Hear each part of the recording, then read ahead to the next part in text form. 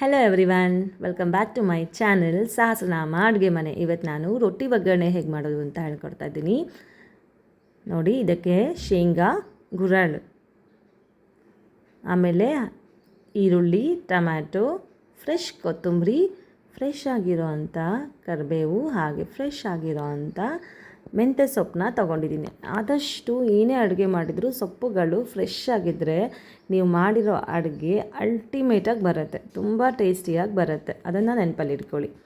ಈಗ ರೊಟ್ಟಿ ಒಗ್ಗರಣೆಗೆ ಬೇಕಾಗೋಷ್ಟು ರೊಟ್ಟಿ ತೊಗೊಂಡಿದ್ದೀನಿ. ಆ್ಯಕ್ಚುಲಿ 2 ರೊಟ್ಟಿ ಮಾತ್ರ ತೊಗೊಂಡಿದ್ದೀನಿ. 2 ರೊಟ್ಟಿ ಇತ್ತು, ಹಾಗಾಗಿ 2 ರೊಟ್ಟಿ ತೊಗೊಂಡಿದ್ದೀನಿ. ಅದು ಸ್ವಲ್ಪ ಖಡಕ್ಕಾಗಿದ್ದರೆ ಟೇಸ್ಟ್ ಎನ್ಹಾನ್ಸ್ಡ್ ಆಗುತ್ತೆ, ತುಂಬ ಚೆನ್ನಾಗಿರುತ್ತೆ. ಈಗ ಈ 2 ರೊಟ್ಟಿಯಲ್ಲಿ ರೊಟ್ಟಿ ಒಗ್ಗರಣೆನ ಹೇಗೆ ಪ್ರಿಪೇರ್ ಮಾಡೋದು ಅಂತ ತೋರಿಸ್ಕೊಡ್ತಾ ಇದ್ದೀನಿ. ಬನ್ನಿ ಸ್ಟಾರ್ಟ್ ಮಾಡೋಣ. ಈಗ ಸ್ಟವ್ ಆನ್ ಆಯಿತು. ಸ್ಟವ್ ಆನ್ ಮಾಡಿಕೊಂಡು ಫ್ರೈ ಮೋಡಿಗೆ ಇಟ್ಕೊತಾ ಇದ್ದೀನಿ ನಾನು. ಡೀಪ್ ಫ್ರೈ ಮೋಡಿಗೆ ಇಟ್ಕೊಂಡೆ. ಈಗ ಶೇಂಗಾನ ಚೆನ್ನಾಗಿ ಹುರ್ಕೊಳ್ಳೋಣ. ಆದಷ್ಟು ಶೇಂಗಾನ ಹಸಿ ಬಸಿ ಹುರಿಬೇಡಿ, ಚೆನ್ನಾಗಿ ಹುರ್ಕೊಳ್ಳಿ, ಸ್ಮೆಲ್ ಬರೋ ಥರ. ಆವಾಗ ಆ ಪೌಡರ್ ಕೂಡ ಘಮ್ ಅನ್ನೋ ಸ್ಮೆಲ್ ಬರುತ್ತೆ, ಚೆನ್ನಾಗಿ ಪರಿಮಳ ಕೊಡುತ್ತೆ. ಈಗ ನೋಡಿ ಶೇಂಗಾನ ಹುರ್ಕೊತಾ ಇದ್ದೀನಿ ನೋಡಿ. ಇಷ್ಟು ಸಾಕು ಅನಿಸುತ್ತೆ. ಓಕೆ, ಸಾಕು. ಈಗ ಶೇಂಗಾನ ತಕ್ಕೊಂಡು ಇದೇ ಕಡಾಯಿಗೆ ಗುರ್ರಾಳನ್ನ ಹಾಕೋತಾ ಇದ್ದೀನಿ. ಗುರ್ರಾಳು ತುಂಬ ಉರಿಬೇಕಂತೇನಿಲ್ಲ. ಕಾದಿರೋ ಅಂಥ ಕಡಾಯಿಗೆ ಹಾಕಿದ ತಕ್ಷಣ ನೋಡಿ ಚಟಪಟ ಅಂತ ಸಿಡಿತಾ ಇದೆ. ಇಷ್ಟೇ ಸಾಕು. ಇದು ಚಟಪಟ ಅಂತ ಸಿಡಿದ ತಕ್ಷಣಕ್ಕೆ ಒಂದು ಸಲ ಕೈ ಆಡಿಸಿ ತೆಗೆದುಬಿಡಬೇಕು, ಇಲ್ಲ ಅಂದರೆ ಇದು ಸೀದೋಗಿಬಿಡುತ್ತೆ. ಇದು ಸೀದೋದ್ರೆ ಸೀದಿದ ವಾಸನೆ ಬರುತ್ತೆ. ಅದರಿಂದ ನೀವು ಮಾಡಿರೋ ಫುಡ್ಡು ಅಷ್ಟೊಂದು ಟೇಸ್ಟ್ ಆಗಲ್ಲ. ಹಾಗಾಗ್ಬಿಟ್ಟು ಕಡಾಯಲ್ಲಿ ಆಯಿಲ್ ಹಾಕ್ಕೊಂಡು ಇದಕ್ಕೆ ಆನಿಯನ್ಸ್ ಹಾಕೋತಾ ಇದ್ದೀವಿ. ಆನಿಯನ್ಸ್ನ ಸ್ವಲ್ಪ ಟ್ರಾನ್ಸ್ಪರೆಂಟ್ ಆಗೋ ತನಕ ಫ್ರೈ ಮಾಡಬೇಕು. ಈ ಆನಿಯನ್ಸ್ ಜೊತೆಯಲ್ಲಿ ಕರಿಬೇವು ಹಾಕ್ಕೊಳ್ಳಿ. ಈಗ ಕರಿಬೇವು ಆನಿಯನ್ಸ್ನ ಚೆನ್ನಾಗಿ ಫ್ರೈ ಮಾಡ್ಕೊಳ್ಳೋಣ. ಈ ಆನಿಯನ್ಸು ಫ್ರೈ ಆಗೋಷ್ಟರಲ್ಲಿ ನಾವು ಹುರಿದಿಟ್ಕೊಂಡಿದ್ವಿ ಅಲ್ವಾ ಶೇಂಗಾ ಮತ್ತು ಗುರ್ರಾಳನ್ನ, ಅದನ್ನು ಮಿಕ್ಸಿಗೆ ಹಾಕಿ ಪೌಡರ್ ಮಾಡ್ಕೊಂಬರೋಣ. ಅಷ್ಟರಲ್ಲಿ ಇದೊಂದು ಕೆಲಸ ಆಗುತ್ತೆ. ಬನ್ನಿ, ಪೌಡರ್ ರೆಡಿ ಆಯಿತು. ಈಗ ಇದಕ್ಕೆ ಟೊಮ್ಯಾಟೊ ಆ್ಯಡ್ ಮಾಡೋಣ. ಟೊಮ್ಯಾಟೊ ಆ್ಯಡ್ ಮಾಡಿ ಒಂದು ಒಳ್ಳೆ ಮಿಕ್ಸ್ ಕೊಡಿ. ಇದನ್ನು ಕುದಿಯೋಕ್ಕೆ ಬಿಟ್ಬಿಡಿ. ಇದಕ್ಕೆ ಅರಶಿನ,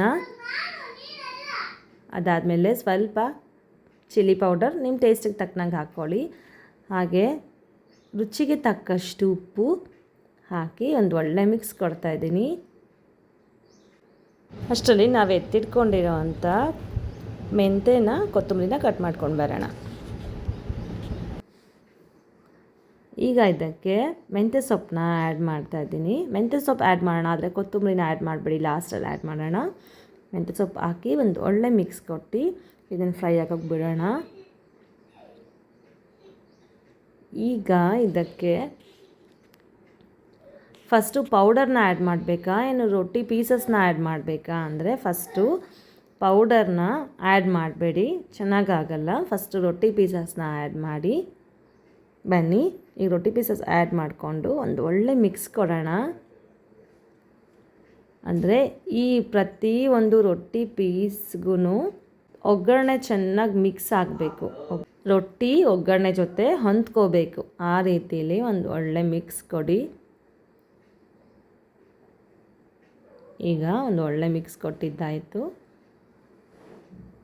ಓಕೆ, ರೆಡಿ ಆಗ್ತಾ ಇದೆ ರೊಟ್ಟಿ ಒಗ್ಗರಣೆ. ಈಗ ಇದಕ್ಕೆ ಎಷ್ಟು ಹಿಡಿಯುತ್ತೆ ನೋಡಿಕೊಂಡು ಗುರ್ರಾಳು ಮತ್ತು ಶೇಂಗಾನ ಮಿಕ್ಸಿಗೆ ಹಾಕ್ಕೊಂಡು ಪೌಡರ್ ಮಾಡ್ಕೊಂಡಿದ್ವಲ್ಲ, ಆ ಪೌಡರ್ನ ಮಿಕ್ಸ್ ಮಾಡಿ ಒಂದೊಳ್ಳೆ ಮಿಕ್ಸ್ ಕೊಡಿ. ಚೆನ್ನಾಗಿ ಹೊಂದ್ಕೊಳ್ಳೋ ಥರ ಒಂದೊಳ್ಳೆ ಮಿಕ್ಸ್ ಕೊಡಿ. ಲಾಸ್ಟಲ್ಲಿ ಕೊತ್ತಂಬರಿನ ಆ್ಯಡ್ ಮಾಡಿ ಒಂದೊಳ್ಳೆ ಮಿಕ್ಸ್ ಕೊಡಿ.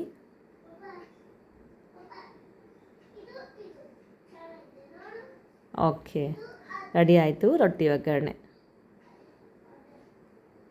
ಈಗ ಗ್ಯಾಸ್ ಆಫ್ ಮಾಡ್ತಾಯಿದ್ದೀನಿ. ಈಗ ಸ್ಟವ್ ಆಫ್ ಮಾಡಿದ್ದೀನಿ. ಸೂಪರಾಗಿ ರೆಡಿ ಆಯಿತು. ರೊಟ್ಟಿ ಒಗ್ಗರಣೆ. ನೀವೊಂದು ಸಲ ಟ್ರೈ ಮಾಡಿ, ಹೇಗೆ ಬಂದಿದೆ ಅಂತ ಕಮೆಂಟ್ ಮಾಡಿ. ಹಾಗೇ ನಮ್ಮ ಚಾನಲ್ನ ಸಬ್ಸ್ಕ್ರೈಬ್ ಮಾಡ್ಕೊಳ್ಳಿ, ಲೈಕ್ ಮಾಡಿ, ನಿಮ್ಮ ಫ್ರೆಂಡ್ಸು ಫ್ಯಾಮಿಲಿ ಜೊತೆ ವೀಡಿಯೋನ ಶೇರ್ ಮಾಡಿ. ಅದರಲ್ಲೂ ಯಾರಿಗೆ ರೊಟ್ಟಿ ಒಗ್ಗರಣೆ ತುಂಬ ಇಷ್ಟ, ಫೇವ್ರೆಟ್ ಅನ್ನೋರಿಗೆ ಸೆಂಡ್ ಮಾಡೋದನ್ನು ಮರ್ತೋಗಬೇಡಿ. ರೆಡಿ ಆಯಿತು ರೊಟ್ಟಿ ಒಗ್ಗರಣೆ. ಈಗ ಟೇಸ್ಟ್ ಮಾಡೋಣ. ವಾವ್, ನೋಡಿದ್ರೆ ಬಾಯಲ್ಲಿ ನೀರು ಬರ್ತಾಯಿದೆ. ಅಲ್ಟಿಮೇಟ್ ಟೇಸ್ಟ್, ತುಂಬ ತುಂಬ ತುಂಬ ಚೆನ್ನಾಗಿದೆ. ಟ್ರೈ ಮಾಡಿ. Thank you.